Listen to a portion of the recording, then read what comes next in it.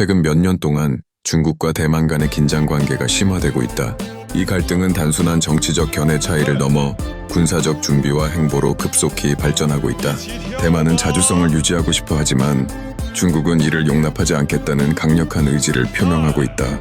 이러한 배경 속에서 대만 침공이 현실로 다가오는 듯한 우려가 커지고 있다. 중국은 대만 문제를 국가의 통일성과 직접적으로 연관지으며 이를 위한 군사적 조치를 강화하고 있다.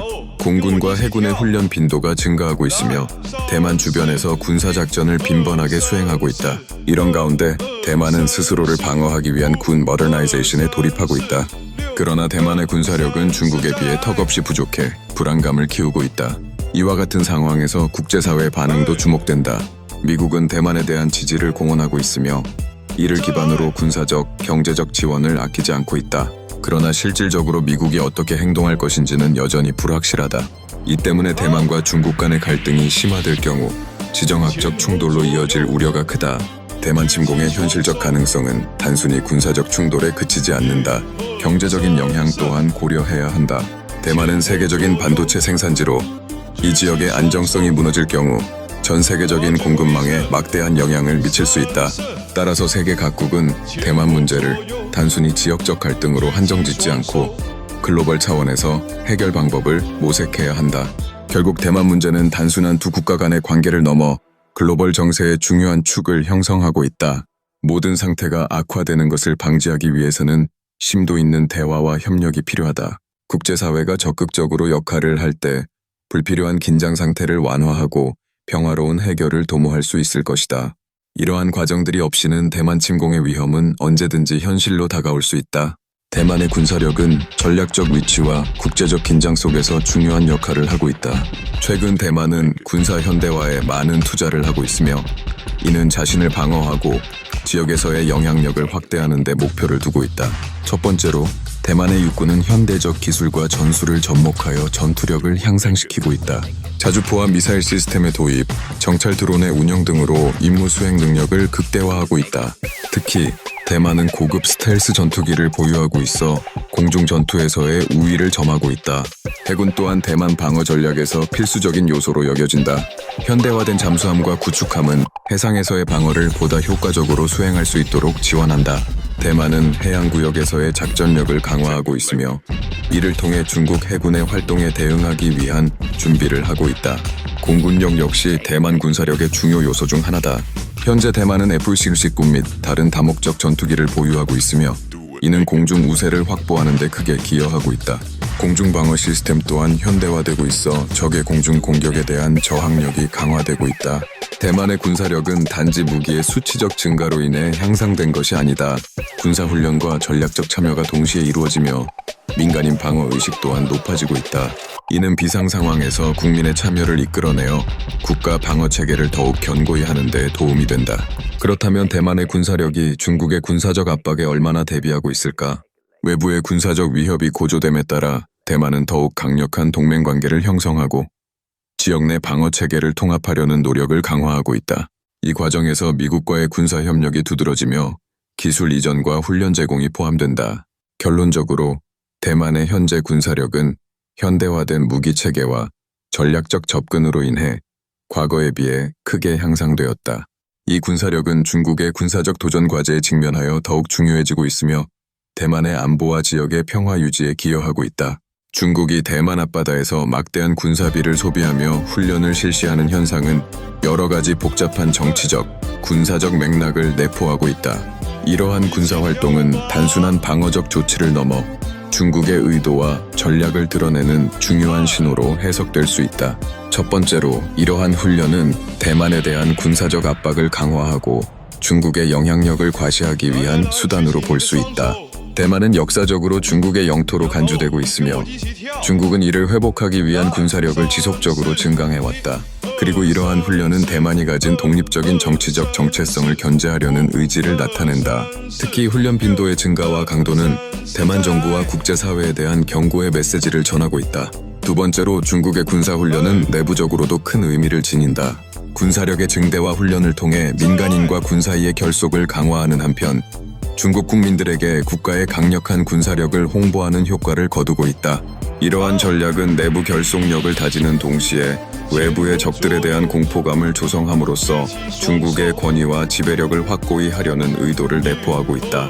마지막으로 국제사회에 대한 신호로서 중국의 군사훈련은 단순한 지역적 충돌 가능성을 넘어 글로벌 지정학적 긴장을 야기할 수 있다. 미국을 비롯한 서방 국가들은 대만의 안보에 깊은 관심을 가지고 있으며 중국의 군사활동을 면밀히 주시하고 있다.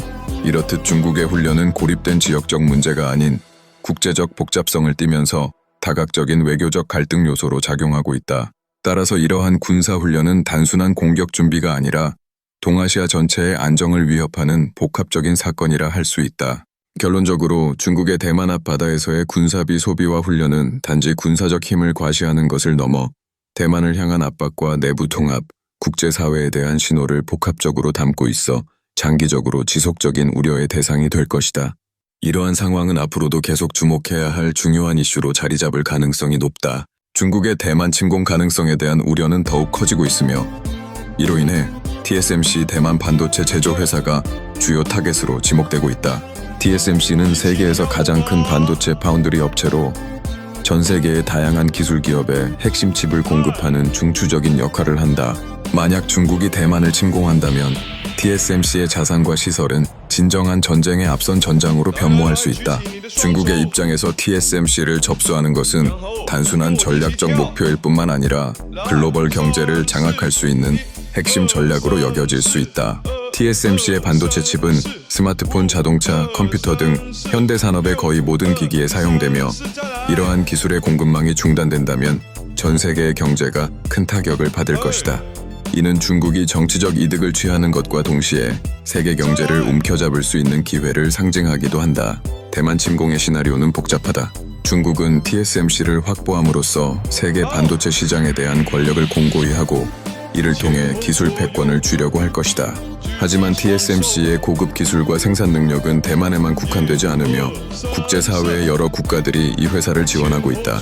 이는 중국이 TSMC를 간섭할 경우 예상치 못한 국제적 반발을 초래할 수 있다는 사실을 웃잘한다.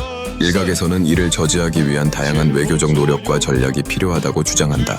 미국을 비롯한 주요 서방 국가들은 TSMC와의 관계를 더욱 강화하고 필요할 경우 군사적 미비를 준비해야 한다는 입장을 보이고 있다. 이는 단순히 경제적 이해관계를 넘어서 민주주의와 인권을 지키기 위한 전략으로 강조되고 있다.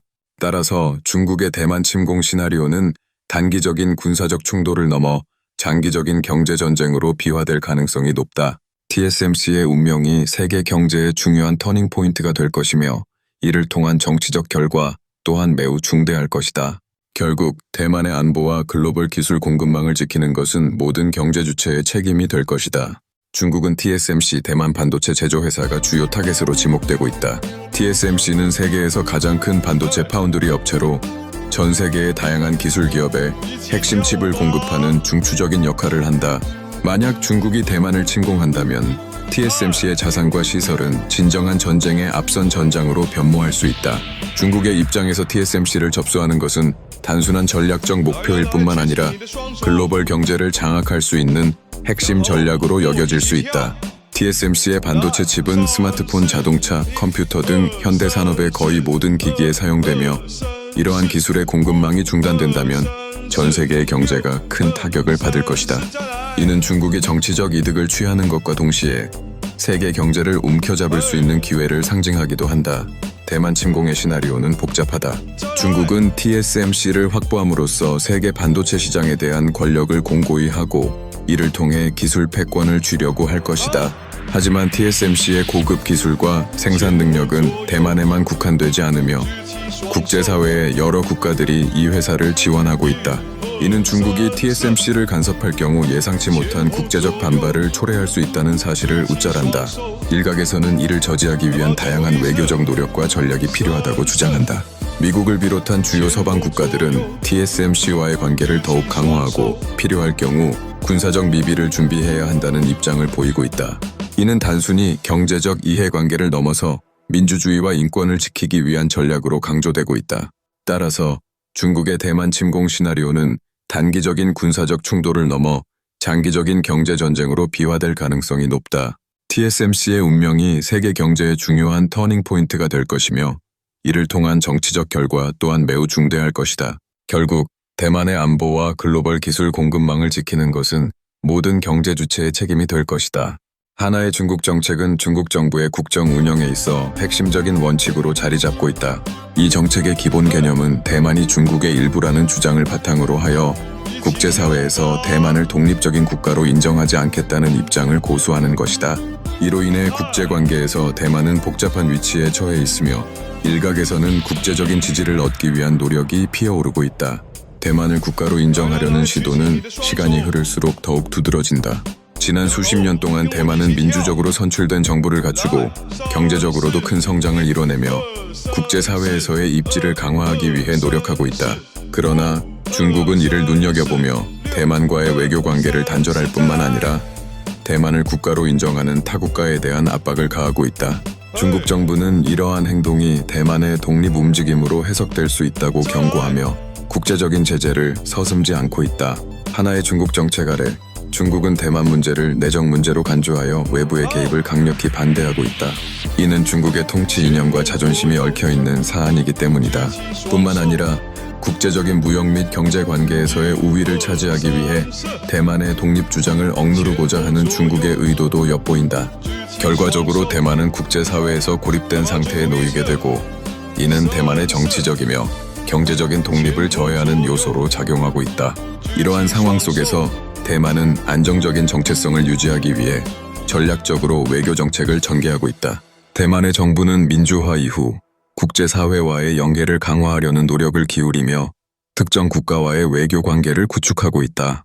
하지만 중국의 눈치를 살피지 않을 수 없는 대만은 여전히 복잡한 외교 환경 속에서 살아가고 있다.